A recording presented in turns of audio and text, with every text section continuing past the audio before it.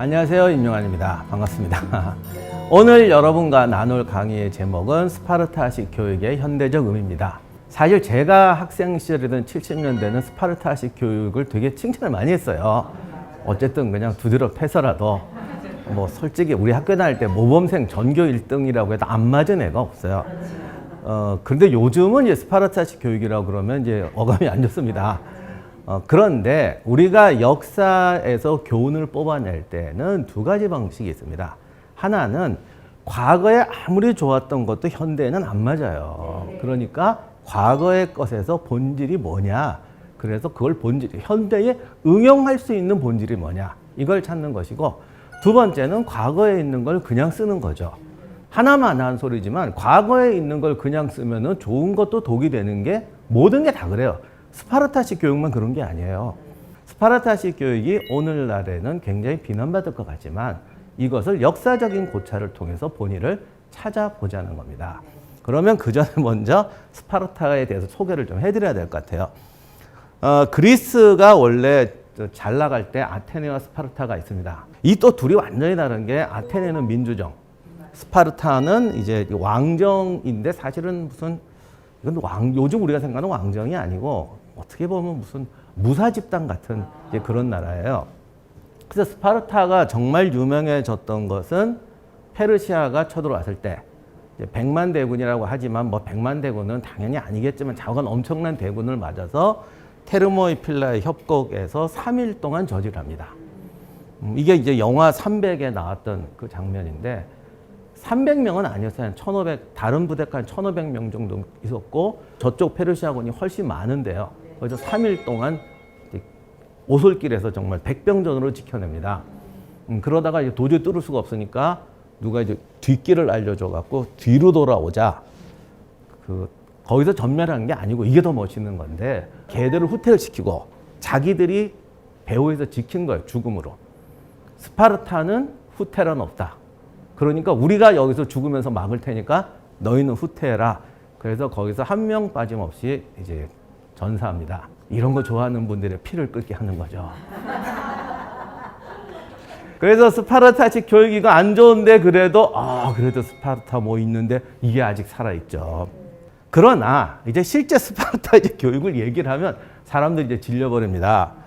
어떻게 하냐면 초등학교부터 들어가서요, 생존 훈련을 시키고 병영 훈련을 시켜요. 그리고 정식 군인이 되는 건 30살인데 이제 그 소위 말하면 7살 때부터 학교 다녀가지고 모든 사람이 쟤는 쓸만한 애라고 동의를 해줘야 돼요.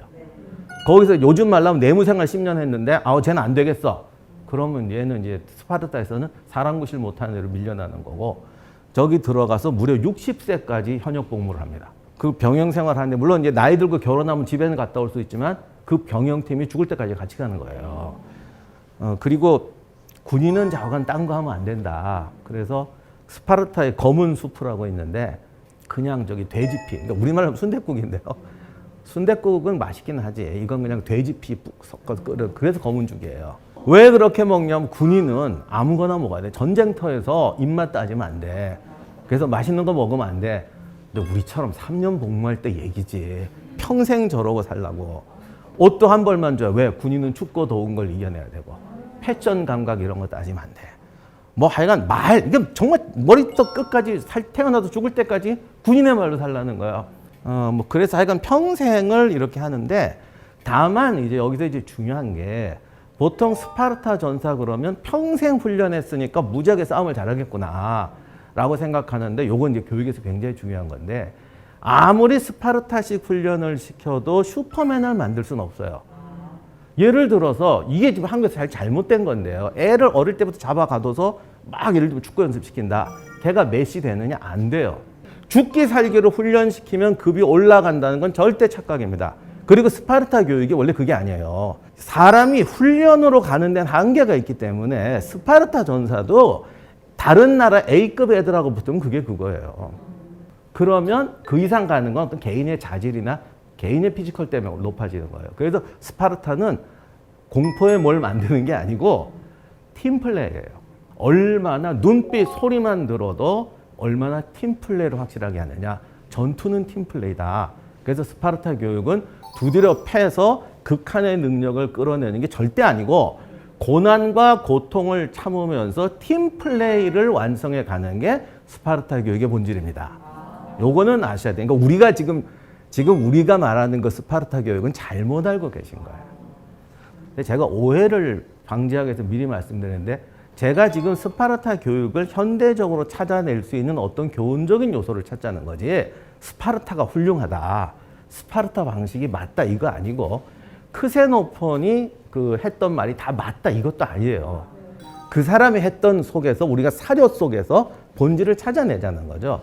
근데 크세노폰은 이제 어떤 사람이냐면 원래 아테네에서 소크라테스 제자인데 소크라테스가 사실 아테네에서 처형당하잖아요. 그러다 보니까 이 사람이 이제 아테네 민주정에 완전히 혐오감이 들어버립니다.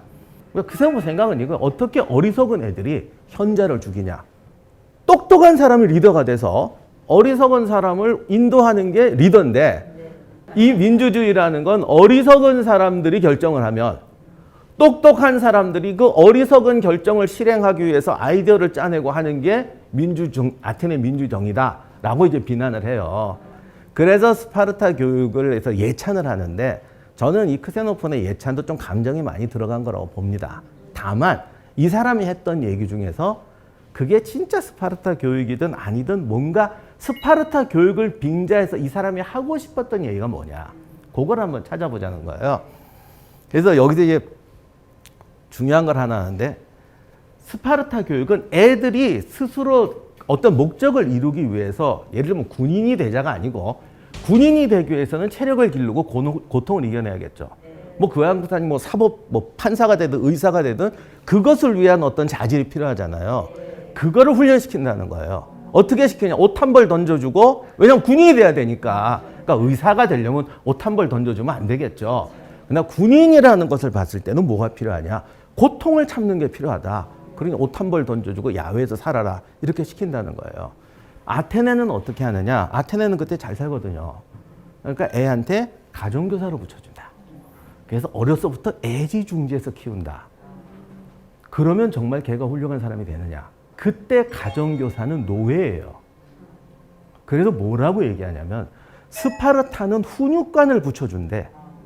그러니까 스파르타 교육은 교사인데 이 사람은 이제 군대니까 훈육관이에요. 아테네는 노예를 붙여준다는 거예요. 노예가 가정교사를 해서 과연 그 애가 제대로 능력을 가진 애가 되겠냐는 거예요. 세종 아들이 문종이 태자 때 세자니까 얘가 말 듣겠어요. 자식 다 키워보면 아시지만 6살, 7살에 부모 말 듣는 놈이 어딨어.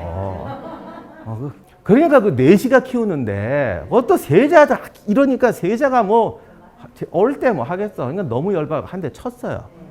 근데 여기가 좀 빨갛게 됐대요. 근데 중요한 게 내시가 그러니까 환관이 세자를 때린 거야. 이건 정말 상상할 수 없는 일이잖아요. 사형 선고 내렸거든요. 세종이 살려줘요. 안 된다. 그 다음에 1년 귀양 보냈다가 다시 문종 세자의 그러니까 스승이 아니라 그 가르치는 역으로 가정교사 역으로 복직시킵니다. 신하들이 난리가 났지. 세자는 왕이거든요, 사실. 왕을 팬 황관을 어떻게, 근데 세종이 또 무서운 말을 합니다. 자식 걱정을 니들하고 나중에 누가 더 하니? 이 나라의 다음 왕에 대해서 너하고 나하고 누가 더 고민을 많이 하니? 만약에 그 환관을 죽이면 그 다음부터 문종과 세자 앞에서는 완전히 죽으래도 죽겠죠. 그걸 누가 망가져요? 세자가 망가져요. 그렇게 되면 얘가 왕이 됐을 때 누가 망가져요? 나라가 망하는 거예요. 그래서 복직시키는 거예요. 두드려 패고 살아남은 사람은 그 사람이 유일해. 그게 옳아서가 아니라 왕을 위해서요. 이게 크세노폰이 한 얘기예요. 그러니까 우리가 또 이걸 또 오해하셔갖고 그래 애들은 강하게 두들 이게 아니에요. 이런 교육을 하든 저런 교육을 하든 입장이 뭐냐는 거예요. 여러분들이 저도 이제 교육 상담을 많이 받는데 이럴 때 이렇게 하는 게 좋겠습니까? 저렇게 하는 게 좋겠습니다. 라고 방법을 물어보세요. 사실 왕도는 없죠. 저는 이렇게 말합니다. 당신 이 방법이든 저 방법이 중요한 게 아니고 지금 당신은 아이 앞에서 입장이 뭐냐? 부모냐, 아버지냐, 어머니냐, 할아버지냐, 교사냐, 노예냐. 얼마나 많은 부부가 노예 역할을 하는지 몰라요. 그거를 찾아보라는 거예요. 더 중요한 것은 스파르타식, 이제 우리가 잘못 생각하는 스파르타 말고 본래 스파르타는 팀플레이라고 그랬죠. 그래서 스파르타는 복종을 가르친다라고 이제 크세노폰이 얘기를 해요. 이거 들으면 이제 갑자기 좀 기분 나쁘죠. 지금 현대 교육에서 복종을 가르친다 그러면 이거 완전히 이게 뭔 소리야. 그리고 이제는 우리가 그러니까 특히 21세기 교육이란 자율, 변화, 적용, 창조 이런 얘기 엄청나게 많이 하지 않습니까? 그러니 복종을 가르친다 그러면 이거 뇌가 없는 애를 만들라는 거냐? 이렇게들 이해하신다고요. 그런데 크세노폰이 말한 건 뭐냐면 스파르타식 교육은 맹목적인 복종을 가르치는 게 아니라는 거예요. 사실 현대 교육에서 제일 고민이 뭐냐면 자유와 자유를 가르치고 싶은데 애들은 방종과 지멋대로가 돼요. 그래서 가장 문제가 어떤 조직에 들어가서 목표를 시행하려고 할 때 그 압력을 못 이겨내는 거죠. 심각할 정도로 심하잖아요. 크세노폰이 말하는 건 그거예요. 스파르타 교육은 맹목적인 복종이 아니다. 크세노폰이 말했던 복종이라는 것은 내게 주어진 의무, 명령, 일방적 지시가 아니라 우리가 가진 본래적인 의무를 실현하기 위해서는 거기에 대한 먼저 복종이 있어야 된다는 거예요. 그랬을 때 중요한 것은 여기서 내가 노느냐 공부하느냐가 아니라 내가 가진 의무감의 무게를 느끼면서 최대한 헌신하는 거죠. 저는 자랑은 아니지만 지금도 일주일에 3일 밤새요. 우리 집사람하고 옛날에 약속한 게 40대까지만 이러고 안 그러겠다. 50대까지만 이러고 안 그러겠다. 근데 내가 60대면 안 할게 그랬더니 우리 집사람이 웃기지 마라. 그딴 소리 하지도 마라. 넌 죽을 때까지 그럴 것 같은가. 그냥 말이나 하지 마라. 그러니까 이렇게 되는데 사실 그런 의무감 속에 사는 거예요. 그 다음에 내가 공부하는 건 내가 최대한의 자유를 갖고 하는 거죠. 그래서 자유란 의무에 대한 무게, 책임감에 대한 무게 없이는 자율은 절대 자율이 나오질 않아요. 그래서 제가 오늘 드리고 싶은 말씀은 자기의 책임과 사명감에 대한 복종을 가르치는 거다. 어떻게 보면은 오늘날 우리 사회에서 교육에서 가장 실종된 게 이거 아니에요. 그건 학생들만 아니라 교육 시스템이 아니라 부모들의 마음에서 이것은 단지 교육의 문제가 아니라 우리 사회, 민주주의든 정치든 문화든 우리 사회가 겪는 모든 갈등과 선택 속에서 민주시민은 무서운 책임을 가져요. 무서운 권리를 가져요. 결국 크세노폰의 말은 아테네 민주정이 살아남기 위해서는 가장 절실한 충고였던 거죠. 그런 부분을 이해하시고 우리 세대에 우리가 어떻게 살아야 되고 무엇을 채워야 하는가에 대해서 우리 한 사람 한 사람이 노력해야 하는 게 21세기 사회입니다. 이상으로 오늘 강연을 마치도록 하겠습니다. 들어주셔서 감사합니다.